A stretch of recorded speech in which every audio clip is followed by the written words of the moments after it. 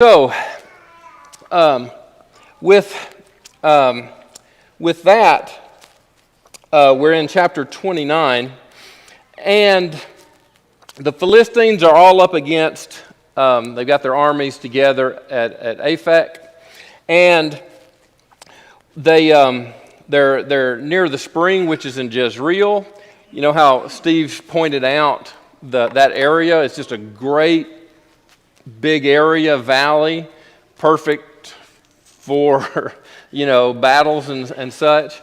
So there they are, they're gathered, and the Philistines are, they've got obviously their ranking file system, and their thousands and hundreds are all in their groups, and they're ready to go. And at the back of the whole pack of the Philistines sits Achish. So with Achish and his little band of Philistines. So what do we know about Achish and the history there? Achish, David was hiding out with Achish, right? In Achish's territory. So here's an Israelite, Hebrew, David, hiding out in a city that Achish really kind of just said, "Here, David, you can hide out here." And Achish thought David was the greatest thing ever, because David was telling him one thing and doing something else. And through this whole thing, Achish thought he could trust David. Well, so Achish, as deceived as he was, the Philistine commanders that are all over Achish, they come to him and they see Achish and they see this Hebrew with them. And why is the Hebrew here with you when we're going to fight them over here? And so they question him very, specifically, seems kind of harshly here. With Achish says, "Don't worry, it's okay." And tries to convince the commanders that, hey, David, yes, he's a Hebrew, but he is completely loyal to me. He's on our side. He'll fight with us. Well, but the commanders, they get angry with Achish, and they're not about to let this happen. They are wise as serpents, you might say, wiser than Achish. And they said, make him, turn him around, send him back. He's not about to go out there. He'll go out there and he'll turn on us in a heartbeat, which is what David would have done, right? So they send him back. And because they know his reputation. They've heard that, hey, Saul had killed his thousands, David his 10,000s. Even the exaggeration as that was maybe, but they knew that they knew his reputation, and they did not trust him. So Achish goes to David and says, "David, you and me, hey, you're like an angel of God to me. You're that close. I trust in you that much." He said, "But, the commanders here, they're not pleased with it. So go back to Ziklag and stay there, through this." And David tries to make his case to stay with them. And, David says, "But what have I done? What have you found in your servant from the day?" So David had completely, pulled the wool, you might say, over Achish's eyes. So Achish tells David, "I know that you are what you've been telling me, but the Philistines, the commanders, say you cannot go with us. So go back to Ziklag and wait there." So that's the events leading up to this. And of course, what I'm about to say is there's nothing in the scriptures about this at all, but what has David not done? This part is in scriptures, but what has David not done at all to Saul through this whole ordeal. He hasn't raised a finger against him, right? I mean, and David was not at all going to harm the king of Israel. So this is just where I kind of ponder, maybe this is God's providence to keep David out of this battle, so that he's not going there. I don't have much doubt that David would be, undercutting the Philistines and all this. But may it never be said that David went to war against, Saul or the Israelites. So, but that's not written at all. But in chapter 30, so we have kind of an interlude into this battle set here. And David goes back to Ziklag. And there at Ziklag, where he'd been hiding out, he and his men, how many men are with him now? His whole band there, it's about 600 strong now, right? So they get back to Ziklag, and it's burned to the ground. All of their people are gone. Their wives, their sons, their belongings, everything's gone, everything's burned. They come back to nothing but rubble there. What is their immediate reaction to that?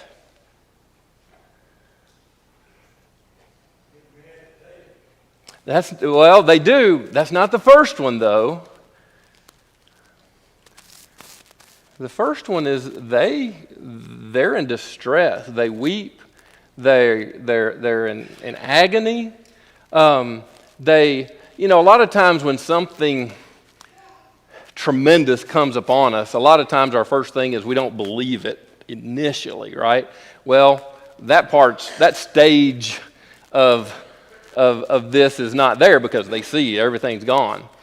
But they weep, and for whatever amount of time, then the next thing is they do exactly that. They get angry. And obviously they get angry at whoever did this. Not yet, right? Or not that we're told. They get angry at David. Now, I don't know why that is exactly. It doesn't tell us. We could probably imagine a few things, but there's not much point in that. But they get angry at David. So, now, with David, in verse 4, David and the people, they had lifted up their voices. They wept until they had no strength in them. So, they were in distress, right? Everything was gone. Their wives, their sons, everything is gone right now. And David's included in that. His wives are gone as well. So David's distressed. The people are distressed. And David's more distressed because now there's talk that they're going to, kind of rebel against him. And they're talking of stoning him. So in their distress, they become angry and embittered of the circumstance, and they turn that toward David. What does Ephesians chapter 4, verse 26 talk about? This is something I have to keep, emblazoned in my mind all the time. And it's don't be angry, or be angry and don't sin. Right? Be angry, but don't sin. Don't sin. And in this situation, when it was hitting them, the quick reaction maybe, or the reaction is not the right choice. It's not the right course of action. We make emotional decisions when we need to take a breath, right? the proverbial count to 10, maybe 1,000, whatever it is, but it's a completely, and each one of us have different personalities and characteristics along that sort of line. So what one of us, may be able to, just keep calm in dire circumstances, another, responds more emotionally, right? We're made differently. So Ephesians chapter 4:26. But the question is, how do I do that? How do I be angry and don't sin? Is David an example for us here in what he did?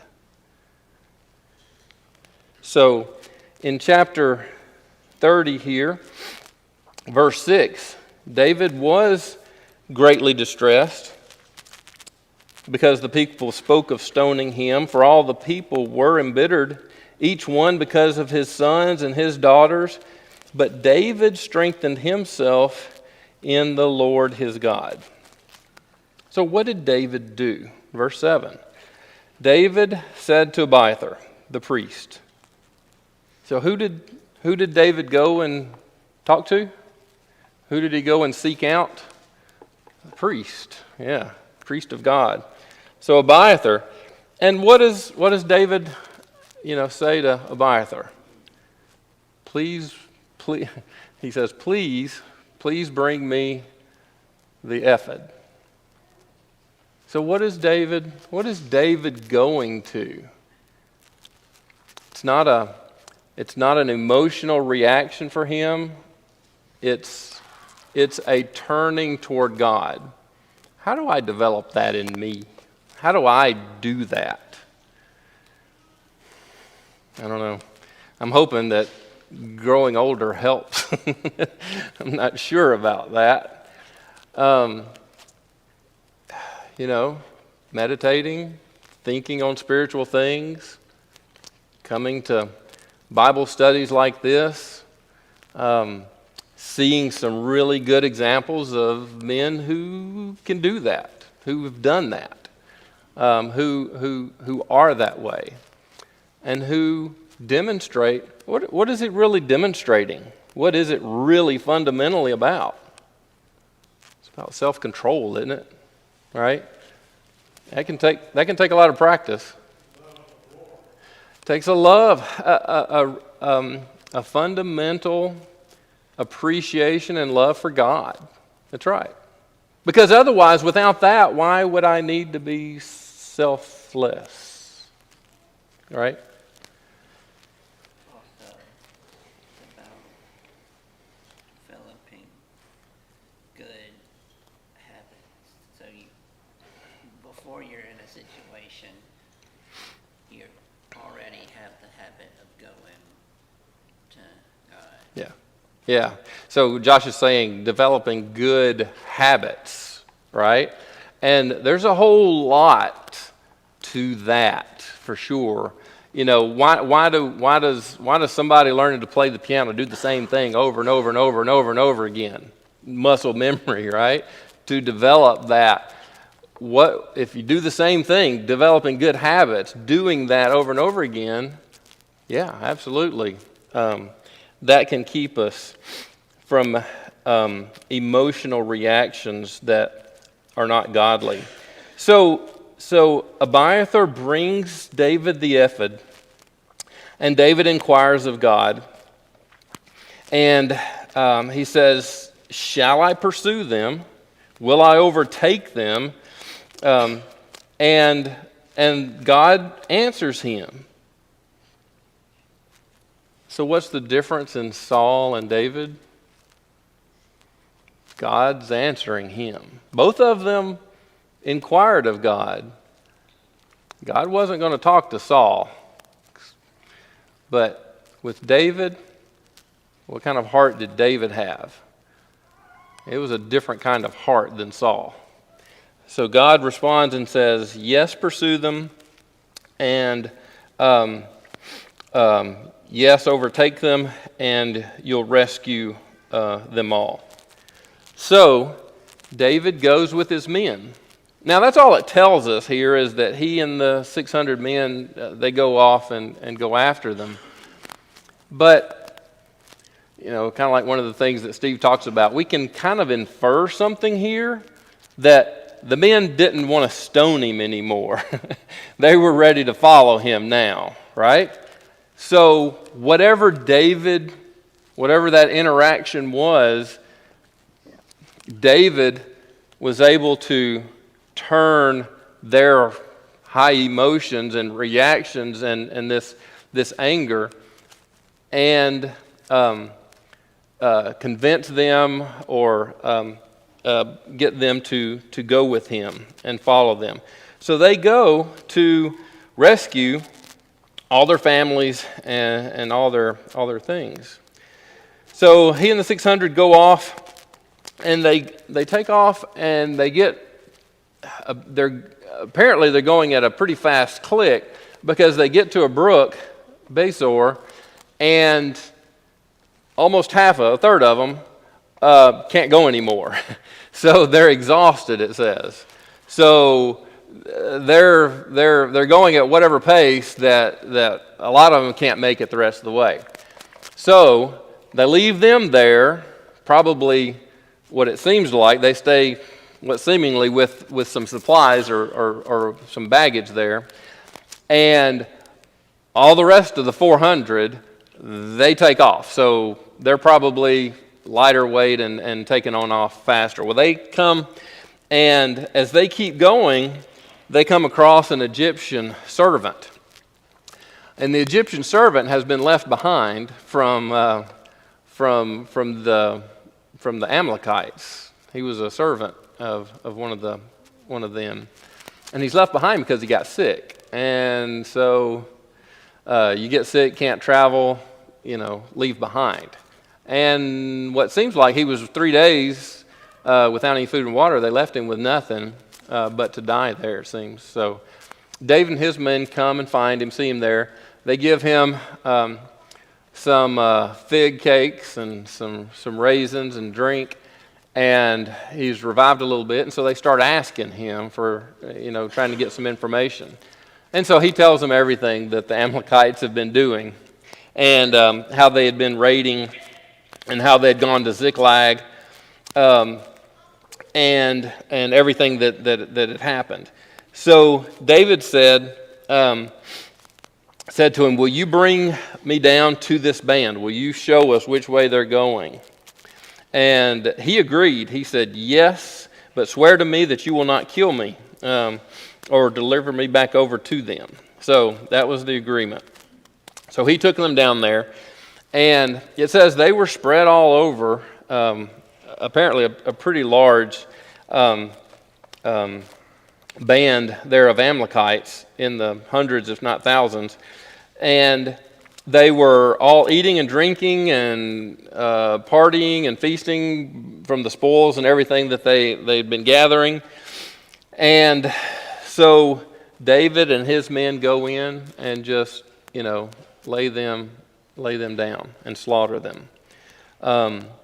400 of the Amalekites escape, but it's because they have camels, it seems, and so they ride off and fled. But it says in verse 18 that David recovered everything that was taken, all of his people, all of the men, all their wives and sons. Not a one was left. They recovered all of them, along with the supplies and the spoils and things and they brought it all back and captured all of the sheep, cattle, everything that had been taken, and perhaps even more. So with this, they come back and they come back and they get back to the spring or where they had left the others, and what normally takes place with the spoils that you gather. So there were spoils in this. It wasn't just their stuff that they recovered. They got everything that they'd been pillaging from all these others. So what was to happen with these spoils? Well, some of the more low-minded men of the 400 who went and fought, they were of the opinions like, hey, they didn't go with us, they don't get anything. And that's pretty much history, right? When soldiers go out, they get the spoils. That's how they would, kind of enrich themselves. And so that was their opinion. But David was not of that mind. And David says, no, and he says, you must not do so, my brothers.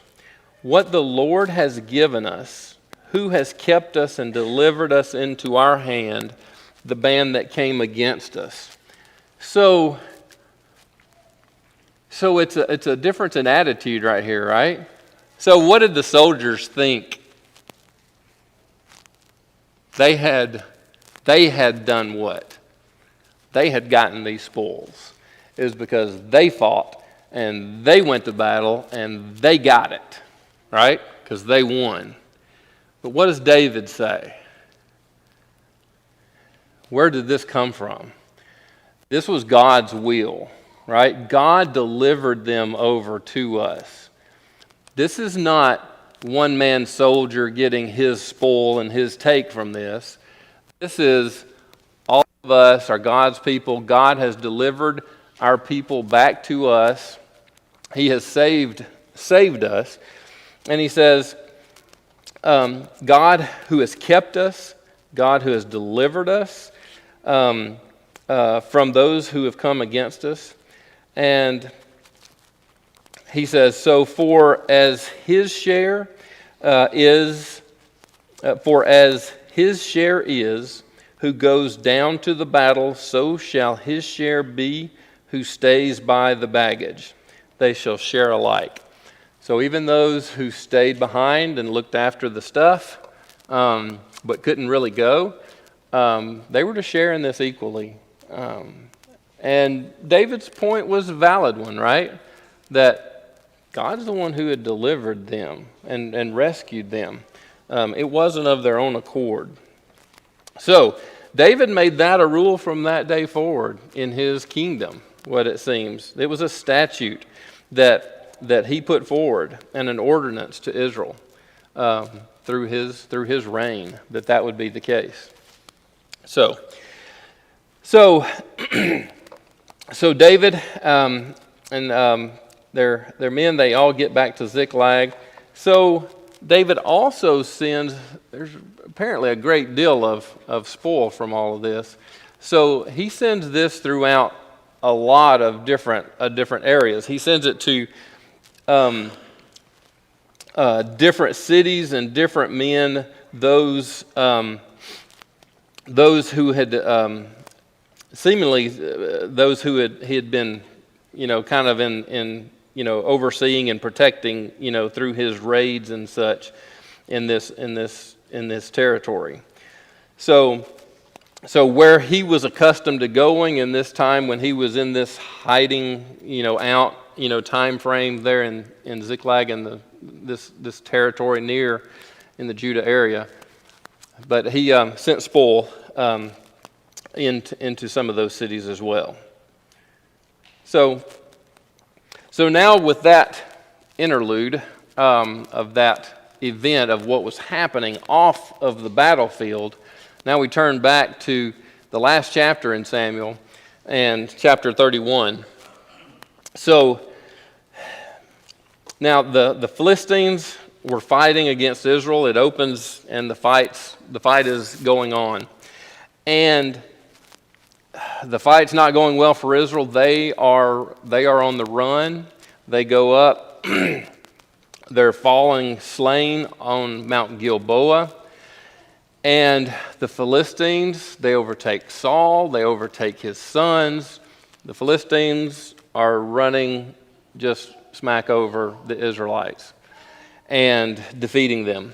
And in this defeat, they killed Saul's sons, Jonathan, Abinadab, the son that we never remember the name of as well, Malchishua.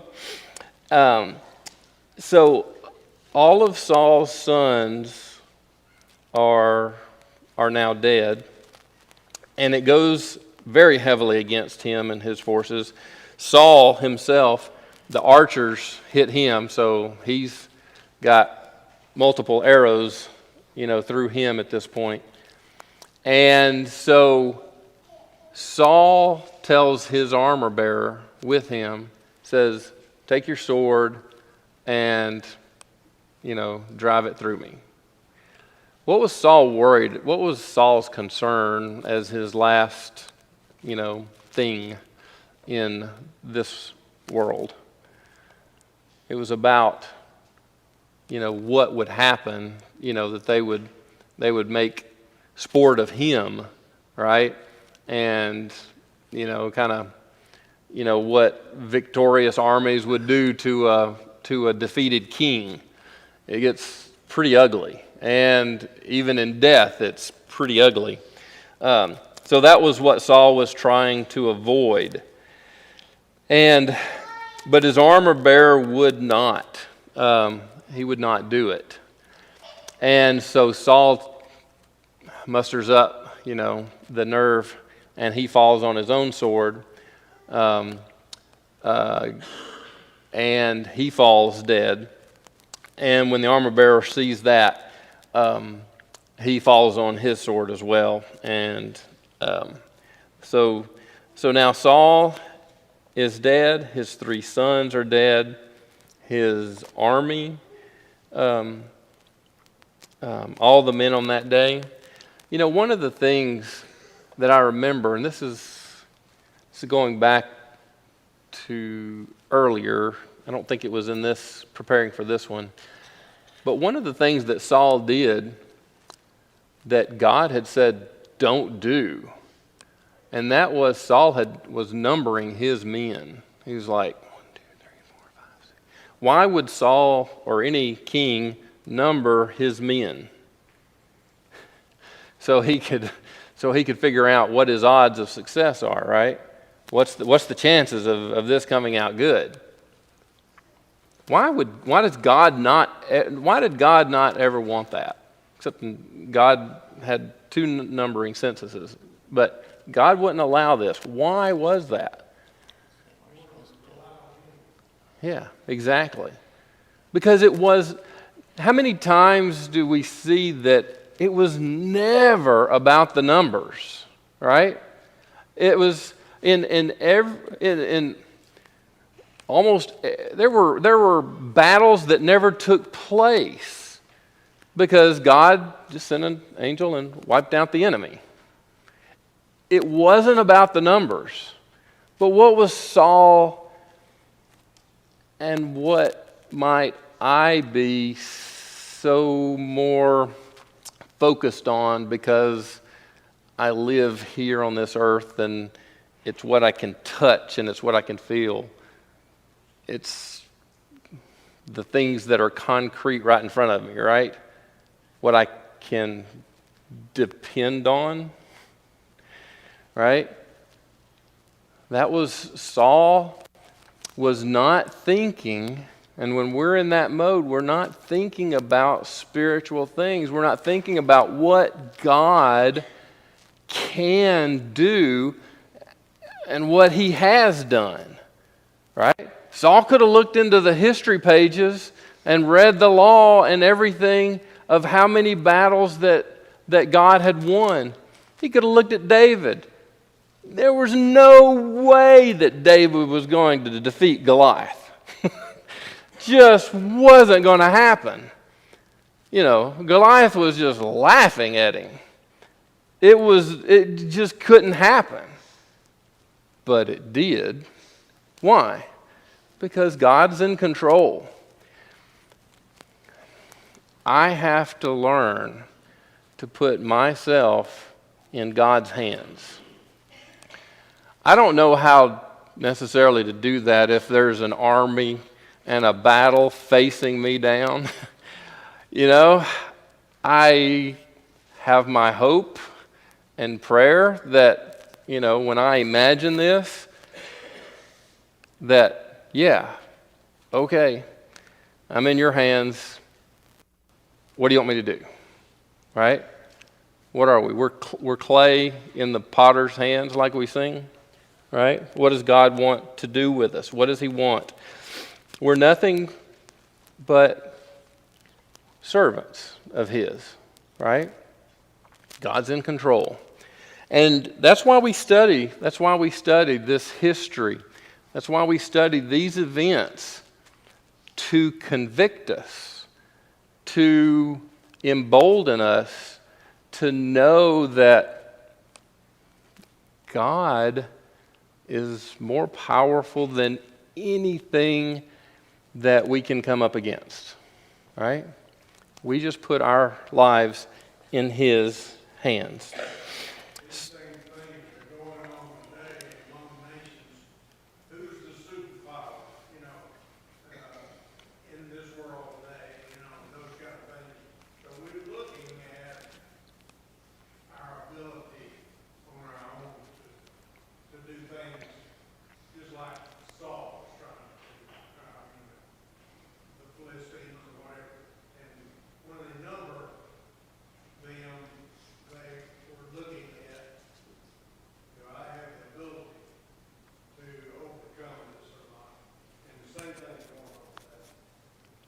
Yeah, and none of us know what's going to happen, and if you listen to the news, then chaos and madness is just around the corner every time we turn it on. Maybe it is. All right, so hey, let's say chaos and disorder is right around the corner. Okay, what am I going to do with that?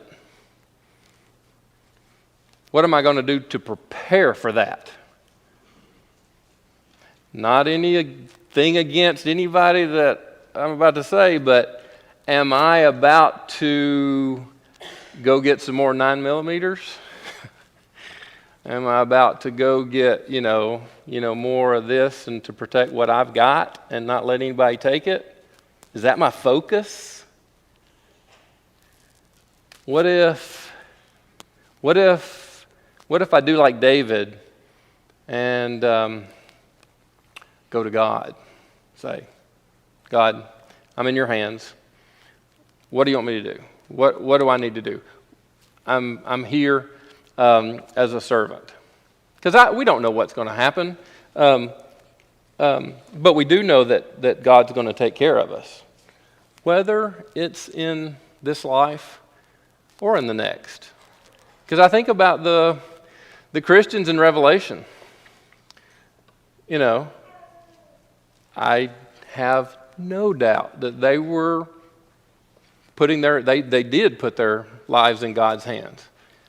I'm sure that they were praying. Did they get the answer that they were going to live through it? There were a lot of souls under the altar, and they were crying out. What were they crying out under the altar? How long? Right? And so, okay. If me and mine are to die, okay. But guess where I'm at? Guess where we're at? Guess where you and I are at? It's all good. It's all fantastic, really, right? All right. So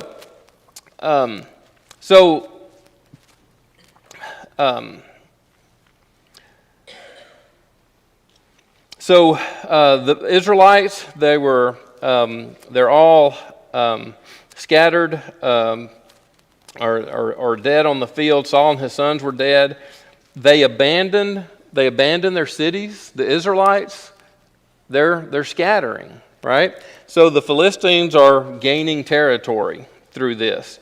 And the Philistines came about, verse 8, as they always do. The victors stay around for the next, day or a few days, and they collect all of the stuff, the spoils and so forth. So they strip everything, get everything of value, and they find they find Saul and his 3 sons. So with Saul, they cut off his head, they stripped off his weapons, they send them throughout the Philistines. They end up putting the weapons in one of their temples. It's like, hey, we won, and it's their trophies, right? They take Saul's headless body. They take Saul's headless body and they nail it to the wall in Gilboa or Bethshan, and leave it there. That's, this is what a proud and boastful, ungodly people will do. Is like, this is what we did, right? But the men of Jabesh Gilead, which, if you remember, that was some of Saul's people, right? Was in Jabesh Gilead when he was with them. So some of those men came and secretly came and took his body down, and that of his sons, and took them back to Jabesh, where they buried them.